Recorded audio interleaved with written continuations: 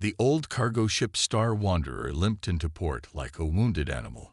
It tall, covered in patches of mismatched metal, reflected the starlight in different shades of gray.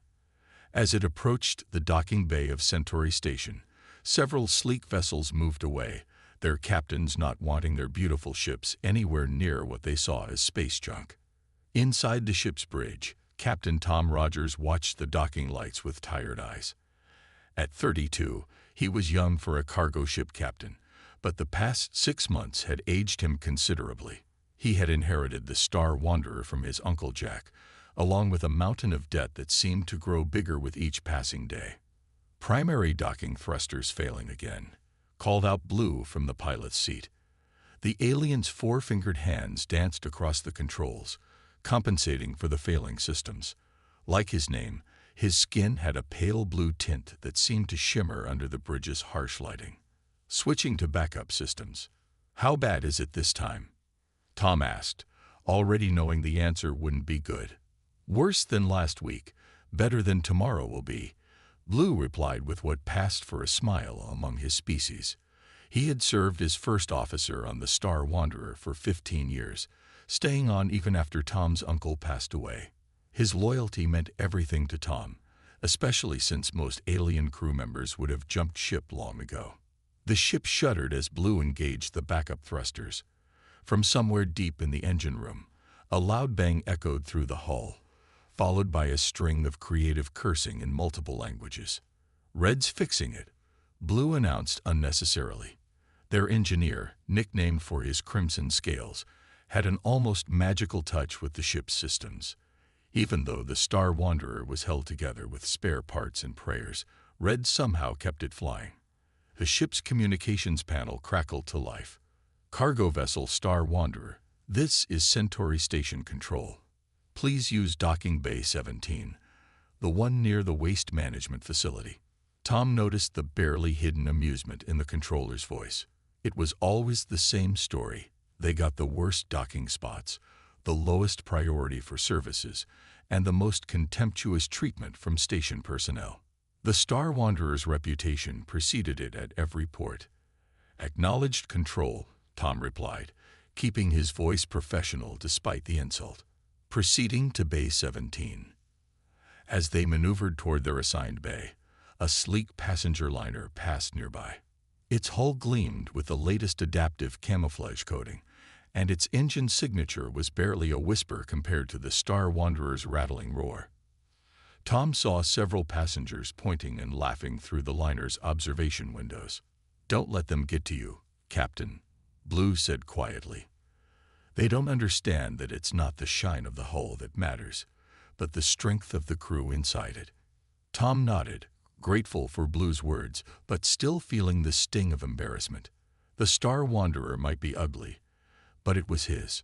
More importantly, it was all he had left of his Uncle Jack, who had taught him everything he knew about space travel. The ship docked with another shudder and a screech of protesting metal. Red's voice came over the intercom immediately. "That's another stabilizer gone. We've got maybe 3 more docks before the whole assembly needs replacing."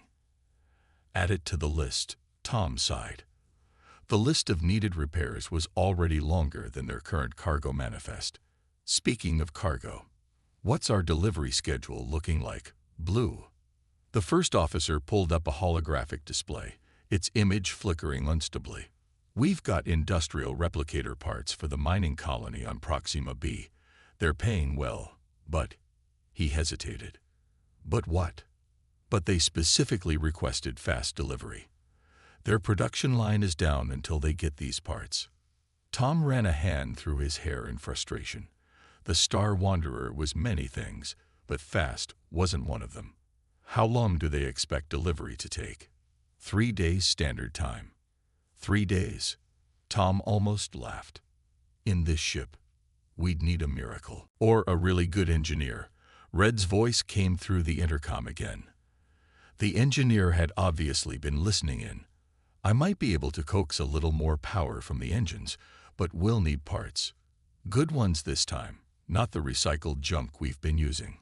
Tom checked their accounts on his tablet. The numbers that stared back at him were not encouraging. They had barely enough credits to fuel up, let alone buy quality parts. But if they didn't make this delivery on time, they'd lose not only their payment, but also their reputation for reliability. The one thing they had going for them. "How much do we need for parts?" he asked Red. 5,000 credits minimum. And that's if we can find a dealer willing to sell to us. 5,000 credits they didn't have. Tom closed his eyes, remembering his uncle's words. "Space finds a way to test you, boy. The trick is to be stubborn enough to pass those tests." A commotion outside drew their attention. Through the viewport, they could see a group of dock workers pointing at their ship and laughing. One of them was making exaggerated coughing gestures, mocking the Star Wanderer's sputtering engines. "Permission to go out there and educate them about respect?" Red asked, only half joking. His species was known for their physical prowess, and even dock workers knew better than to anger a crimson-scaled engineer. "Denied," Tom said firmly. "We can't afford any trouble." He stood up from his captain's chair, straightening his worn uniform jacket. "I'm going to see if I can negotiate with the parts dealers. Maybe someone will extend us credit based on this delivery contract." Blue looked concerned. "The last 3 dealers we talked to said they'd rather sell to space pirates than risk not getting paid." "Then I'll find a 4th dealer," Tom said with more confidence than he felt. "Keep working on the ship. We've got 3 days to do the impossible." As he walked through the ship's corridors toward the airlock, Tom's hand brushed against the lucky coin in his pocket. Another inheritance from his uncle. The metal was worn smooth from years of nervous handling. He pulled it out and looked at it, remembering how his uncle would flip it before making big decisions. "What would you do, Uncle Jack?" he whispered to himself. "How did you keep this old girl flying when everything was against you?" The coin, naturally, didn't answer. But as Tom stepped out onto the station's deck, he held his head high. The Star Wanderer might be a joke to others, but it was his joke, his responsibility, his home.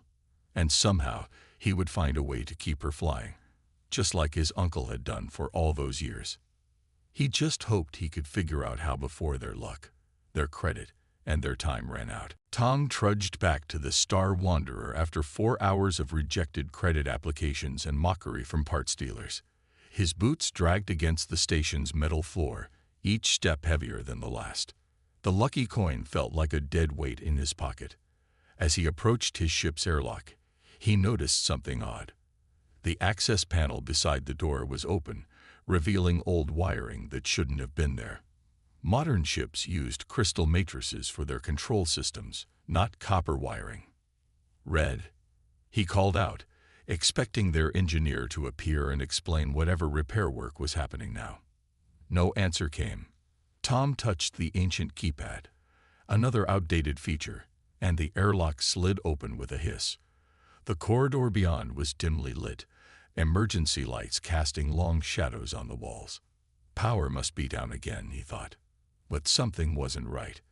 The shadows moved differently, and there was a smell in the air, old oil and metal, like a mechanic's workshop.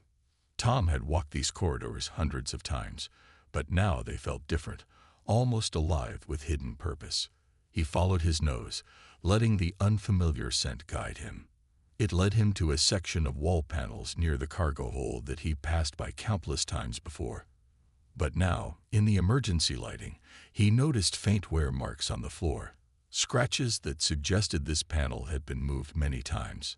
Tom ran his fingers along the edge of the panel. There, a slight catch, almost invisible unless you were looking for it. He pressed, and with a soft click, the panel swung open like a door. Behind it was a workshop, not just any workshop, but one that looked like it had been stolen from Earth's Industrial Revolution and shot into space. Old mechanical tools hung on the walls alongside holographic diagnostic equipment. Workbenches were covered with half-finished projects combining ancient human technology with modern alien components. "I see you found it." Blue's voice came from behind him, making Tom jump. The first officer stood in the doorway, looking both relieved and anxious. "Your uncle made us promise not to show you until you were ready." Ready for what? Tom asked, picking up what looked like a steam engine piston with crystalline modifications. Ready to understand that sometimes the old ways are the best ways. Red's voice joined them. The engineer ducked through the doorway, his crimson scales reflecting the workshop's lights. Jack, your uncle. He had ideas. Good ones. Ideas that the big shipping companies were too proud to consider. Tom looked around the workshop with new eyes. He built all this. Built it. He revolutionized it, Red said, moving to one of the workbenches. Look at this. He picked up what appeared to be a simple mechanical governor, the kind used in old steam engines. But inside its brass housing, Tom could see the shimmer of quantum stabilizers. Your uncle figured out that mechanical systems, when properly combined with modern tech, could do things pure quantum systems can't. Blue stepped forward, touching a large blueprint spread across one table. He called it hybrid engineering, taking the best of human mechanical ingenuity and combining it with alien advancements. The big companies, they think newer is always better. But your uncle knew better. Tom's mind was racing. Is that how he kept the Star Wanderer flying all those years? With hybrid systems? Red nodded. Some of them. He was still testing his ideas, improving them. He wanted to prove that human engineering had value, that sometimes the simple solution is the best solution.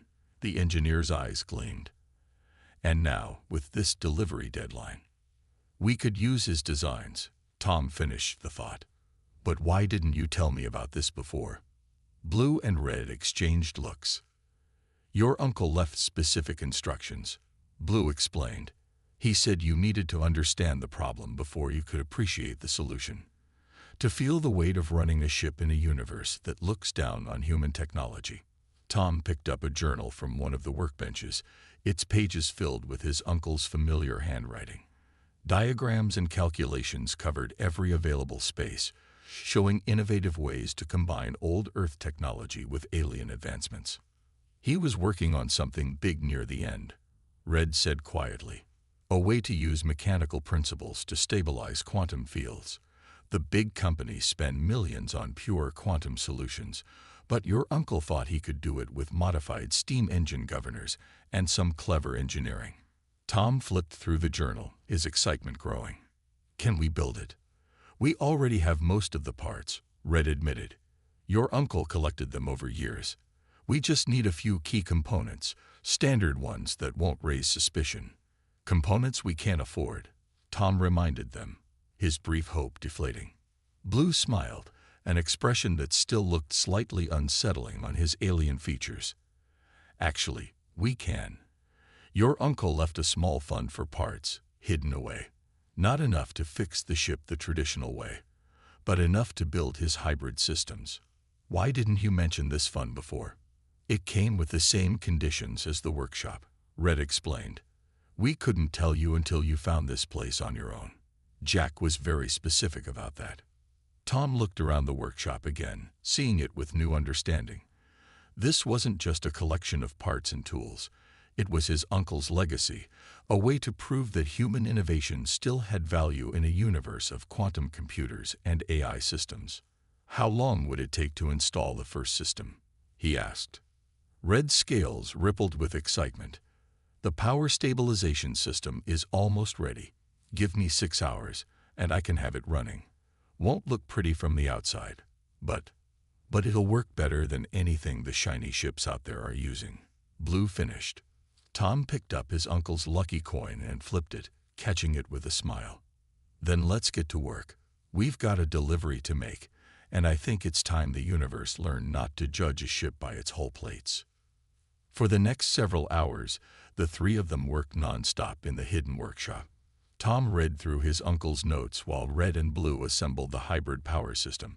It was beautiful in its simplicity, using mechanical governors to provide a physical backup to the quantum field generators. If the quantum systems fluctuated, the mechanical components would automatically compensate, providing a stability that pure quantum systems couldn't match. As they worked, Tom began to understand why his uncle had kept this hidden. It wasn't just about proving a point. It was about showing that sometimes progress means looking backward to move forward. The shipping companies had become so focused on the latest technology that they'd forgotten the reliable simplicity of mechanical systems. The Star Wanderer might be old, ugly, and patched together, but soon it would have something no other ship had, the perfect blend of human mechanical ingenuity and alien quantum technology. And Tom had a feeling that their next cargo run was going to surprise a lot of people. The Star Wanderer pulled away from Centauri Station with a smoothness that surprised even its crew. Gone was the usual shuddering and rattling. Instead, the ship hummed with a deep, steady power that seemed impossible for such an old vessel. Power output is 30% above normal, but somehow we're using less fuel, Blue reported from his station, his fingers dancing across the control panel. The hybrid governor system is working better than we expected. Tom smiled as he watched the station's massive form shrink behind them. Several dock workers who had gathered to watch their departure, likely expecting another embarrassing display, stood with their mouths open as the Star Wanderer glided gracefully into open space. "Red, how's the engine room looking?" Tom called over the intercom. "It's beautiful, Captain." Red's voice came back, filled with genuine joy. "The mechanical governors are dancing with the quantum fields like partners in a ballet. Your uncle was a genius. The vibration dampening alone is." A warning light suddenly flashed on the command console, cutting Red off. "Incoming scan," Blue announced, his tone shifting from excited to concerned. "It's the Stellar Coalition patrol ship Vigilant." Tom's grip tightened on his armrest. The Stellar Coalition was the governing body for interstellar commerce, and they took a dim view of unauthorized ship modifications. "Are they hailing us?" "Not yet. But wait, now they are." A holographic screen materialized in front of them, showing the stern face of a Coalition officer. His uniform was pristine, and his expression suggested he'd just smelled something unpleasant. "Cargo vessel Star Wanderer. This is Commander Wells of the Stellar Coalition. Our sensors are detecting unusual energy signatures from your vessel. Prepare for boarding and inspection." Tom kept his face neutral. "Commander, we're on a time-critical delivery run to Proxima B. Perhaps we could schedule an inspection for our return journey." "Your delivery schedule is not my concern," Wells replied coldly. "Our sensors show energy patterns that don't match your ship's registered configuration. That could indicate illegal modifications or—" He paused for effect. "Safety violations." Blue muted the transmission for a moment. "Captain, if they board us and find the workshop."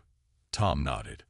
The Coalition was notorious for impounding ships that didn't meet their exacting standards, and a hidden workshop full of hybrid technology would definitely not meet their standards. He unmuted the transmission. "Commander, I assure you our ship is safe. We've simply performed some routine maintenance." "Routine maintenance doesn't produce quantum field variations like these," Wells interrupted. "You will power down your engines and prepare for boarding." "That's not a request." The transmission cut off. Tom immediately hit the intercom. "Red, how fast can you hide the workshop?" "Hide it?" "Captain, there are components integrated throughout the ship now. Even if we seal the workshop, their scanners will detect the hybrid systems." Tom thought quickly. They couldn't outrun a Coalition patrol ship, even with their improvements. The Star Wanderer wasn't built for speed. They couldn't fight. They couldn't hide the modifications. That left. "Blue, what's between us and the Proxima B colony?" The first officer checked his charts. "The Sigma Cloud, a dense region of charged particles and space debris. Most ships go around it because it interferes with quantum navigation systems. But our hybrid systems use mechanical backup components," Tom said, an idea forming. "Red, would our new stabilizers work in the cloud?" There was a pause as the engineer considered it. "Theoretically, yes. The mechanical governors should keep working even if the quantum fields get disrupted. But Captain, flying through the Sigma Cloud is incredibly dangerous. One wrong move, and less dangerous than letting the Coalition impound our ship," Tom decided. Blue, plot a course through the cloud. Red, give us everything the new systems can handle. The coalition ship was growing larger in their rear viewers. They're charging weapons, Blue reported. Non-lethal, but they could disable us. Take us in, Tom ordered. Let's see if they're willing to follow. The Star Wanderer banked hard, its new systems responding beautifully to Blue's commands. They accelerated toward the massive purple-gray mass of the Sigma cloud, which roiled with electrical discharges and swirling debris. They're firing warning shots, Blue announced as bright energy pulses flashed past their hull. And yes, they're pursuing. But they're falling behind. Their quantum drives are already starting to struggle with the cloud's interference. The first wisps of the cloud enveloped their ship. Static filled their communications, and the holographic displays flickered wildly. But underneath all the electronic chaos, Tom could feel the steady throb of the mechanical systems doing their work. Red, status. He called out. Quantum systems are going crazy, but the mechanical governors are compensating perfectly. The backup steam pressure system is handling the power distribution. Captain, this is incredible. We're actually running more efficiently in here. Through the viewports, they could see the cloud's full fury. Debris ranging from dust to boulder-sized chunks of rock swirled around them. Electrical discharges larger than their ship crackled through the void. Their sensors were nearly useless, but Blue navigated skillfully using the old-fashioned optical telescopes Tom's uncle had insisted on keeping. Coalition ship is turning back, Blue reported with satisfaction. Their quantum systems can't handle the interference, but we've got another problem. This route will take us straight through the densest part of the cloud. Can we handle it? Red's voice came back confident. The hybrid systems are performing better than anything I have ever seen. The mechanical components are actually using the cloud's energy to boost our power output. Your uncle thought of everything, Captain. For the next 2 hours, they threaded their way through the Sigma cloud. While other ships would have been blind and helpless in the electromagnetic storm, the Star Wanderer's hybrid systems turned the hostile environment to their advantage. The mechanical governors stabilized their quantum fields, the steam backup systems provided steady power, and the optical navigation allowed them to plot a safe course. When they finally emerged from the other side of the cloud, Tom checked their position. Blue, what's our status? The first officer's fingers flew over his console. We're, Captain, this is amazing. The route through the cloud cut our journey time in half. We're going to make our delivery deadline with time to spare. And we've used only a quarter of our normal fuel, Red added. The cloud's energy helped power our systems through most of the journey. Tom sat back in his chair, feeling a mixture of pride and gratitude toward his uncle. The old man hadn't just left them a few clever modifications. He'd given them a whole new way of operating, one that turned their ship's supposed weaknesses into strengths. The coalition will be waiting for us when we return, Blue reminded him. Let them wait, Tom replied. By then, we'll have proven that our hybrid systems aren't just safe, they're better than anything they've got. My uncle knew that sometimes you have to break the rules to show people a better way. As if in agreement, the Star Wanderer's engines hummed contentedly, old and new technologies working together in perfect harmony as they approached their destination. The ship that had been a laughingstock was about to become a pioneer, and Tom couldn't wait to see the looks on everyone's faces when they realized what human ingenuity could really do. The Star Wanderer's arrival at Proxima B's orbital station caused quite a stir. Not only had they made the journey in record time, but their ship was running more efficiently than anyone thought possible. The mining colony's engineers couldn't stop staring at their engine readings, and whispers spread quickly through the station. As Tom supervised the unloading of the replicator parts, a loud alarm suddenly blared through the station. Red lights flashed, and the station's AI announced, "Emergency alert. Major solar flare detected. All ships must evacuate immediately. Station shields engaging in 5 minutes." The docking bay erupted into chaos. Crew members from various ships ran to their vessels, while dock workers rushed to secure loose cargo. Through the station's massive viewports, Tom could see the star Proxima Centauri pulsing angrily, its surface writhing with unprecedented activity. "Captain," Blue called from the ship's ramp. "The station's quantum sensors are showing this is going to be the largest solar flare they've ever recorded. We need to leave now." But Tom noticed something that made his blood run cold. In the bay next to theirs, a passenger liner was experiencing engine problems. Its quantum drive had been partially disassembled for maintenance when the alert sounded. Over 300 people were trapped on that ship. "Blue, how long until the flare hits?" 20 minutes at most. The station's shields might hold, but any ship caught outside them when they go up. He didn't need to finish the sentence. They'd be fried. Tom made a quick decision. "Get our hybrid shields online." "Red." The engineer was already rushing toward them. "Captain, remember those shield modifications in my uncle's journal? The ones that combine old-style electromagnetic deflectors with quantum barriers?" Red's scales rippled with excitement. "The ones he designed but never got to test. Captain, they're completely experimental. We don't even know if they'll work." "We're about to find out," Tom said, pointing to the stranded passenger liner. "Can we extend our shield bubble to protect them?" Red's eyes widened as he did quick calculations in his head. "Maybe. The mechanical components should handle the extra load better than pure quantum shields, but we'll need to modify the emitter array right now." "Do it," Tom ordered, then turned to Blue. "Get over there and help them secure their ship for towing. We're taking them with us." As his crew rushed to their tasks, Tom ran to the station's control room. The controllers looked up in surprise as he burst in. "We need emergency towing clearance," he announced. "The Star Wanderer can protect that passenger liner." The head controller, a tall woman with graying hair, looked at him like he was crazy. "Your rust bucket. It can barely protect itself. We have emergency protocols for situations like this." "Your protocols won't save those people in time," Tom interrupted. "Trust me. Our ship can handle this."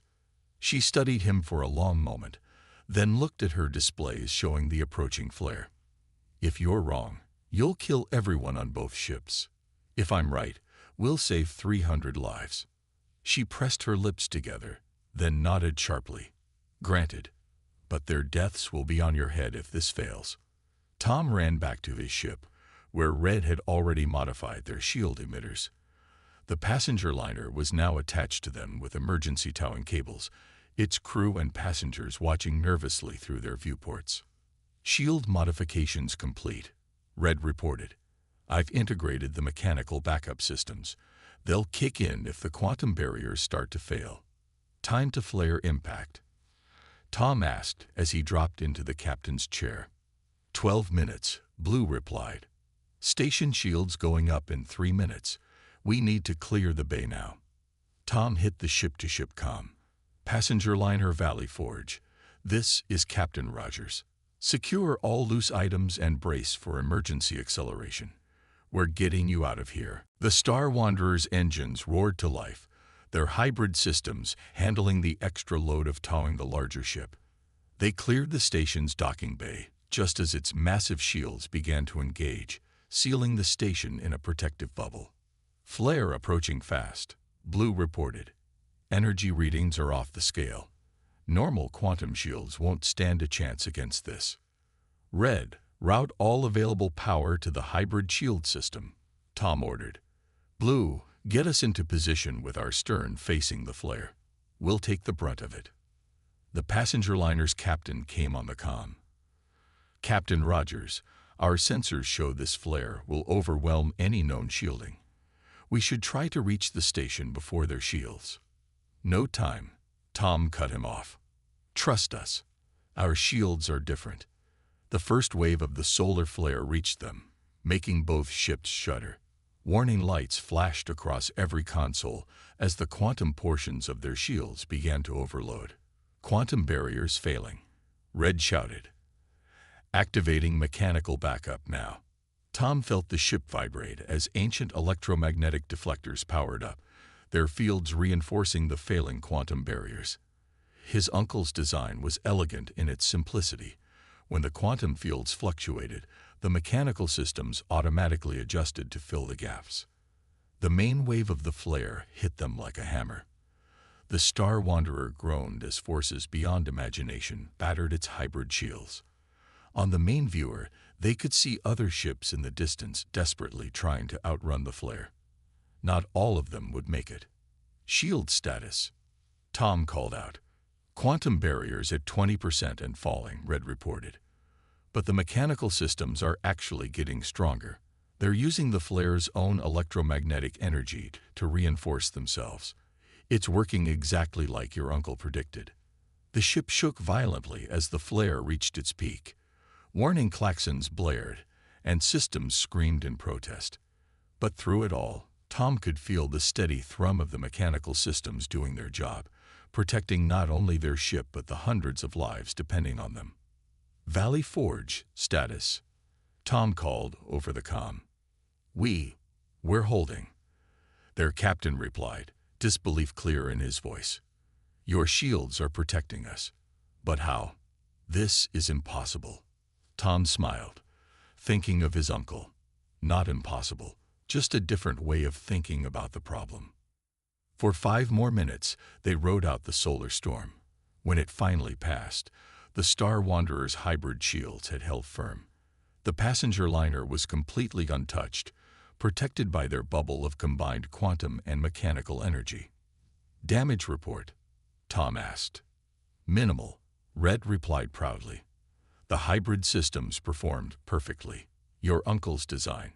Captain, this changes everything. No other ship could have survived that flare, let alone protected another vessel."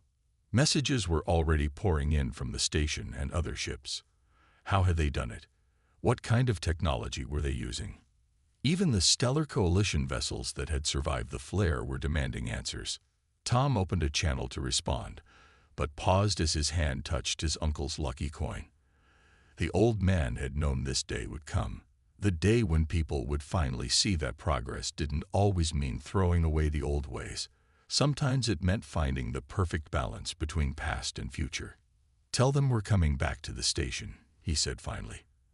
"And let them know that the Star Wanderer is ready to teach them a few things about how humans build ships." 3 days after the solar flare incident, the Star Wanderer's docking bay at Proxima B's station was crowded with more visitors than it had seen in years.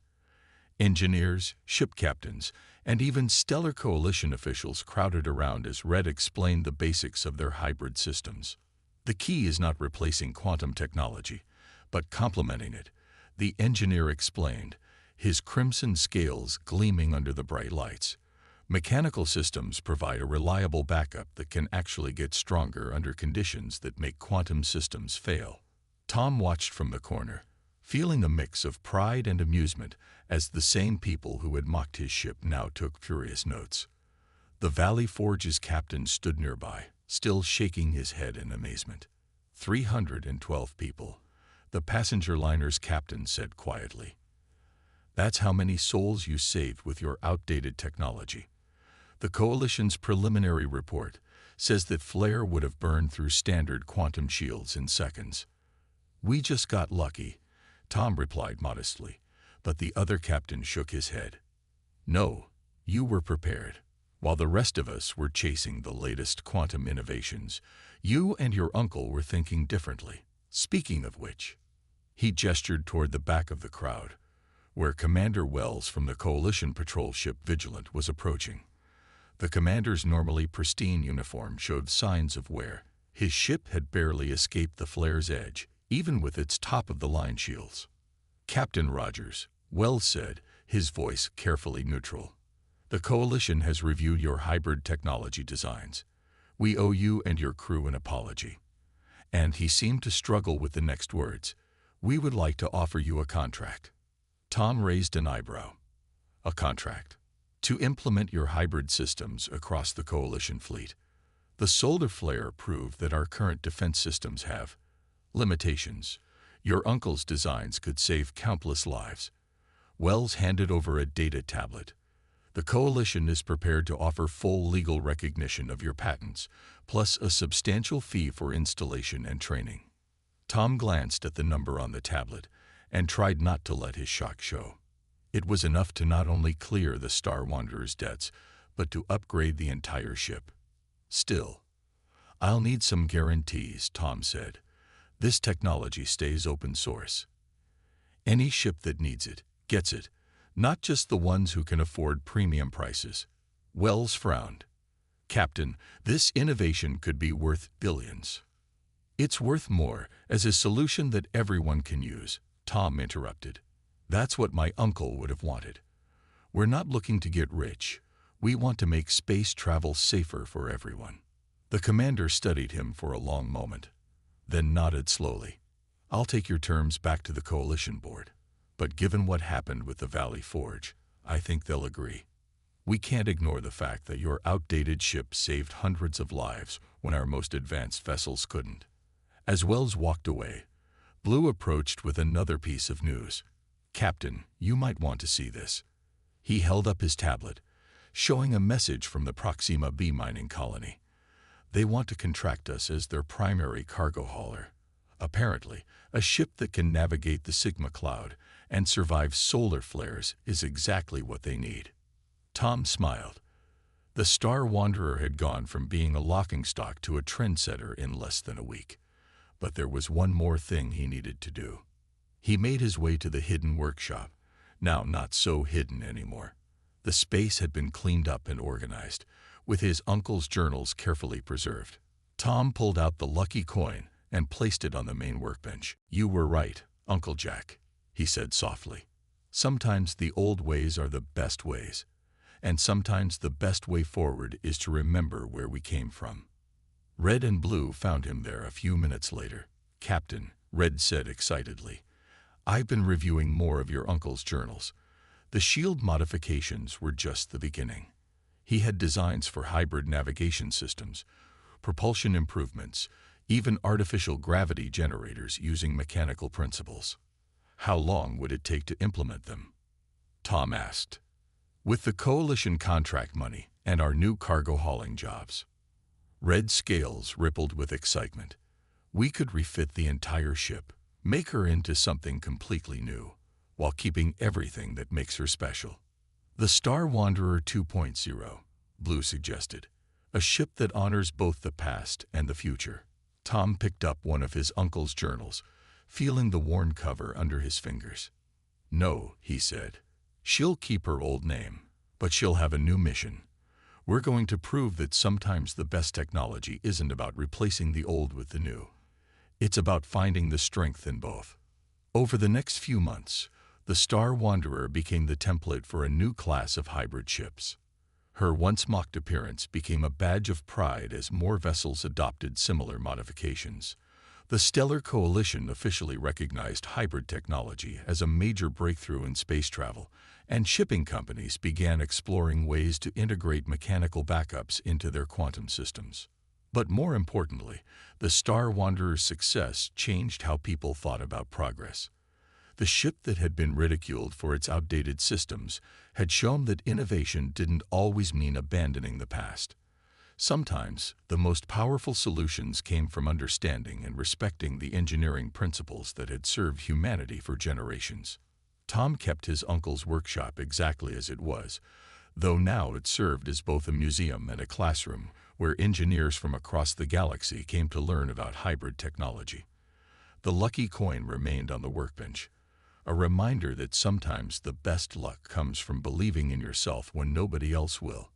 And if you visited any major spaceport, you might notice something interesting. Among the sleek, modern ships with their gleaming quantum drives, you'd see vessels proudly displaying patches of mismatched hull plating and mechanical components alongside their advanced systems. They called it the Wanderer style, a testament to the day when an old cargo hauler and its human captain taught the galaxy that true progress means never forgetting where you came from. As for the Star Wanderer herself, well, she still wasn't the prettiest ship in space. Her hull still bore the marks of countless repairs, and her engine still made strange noises sometimes.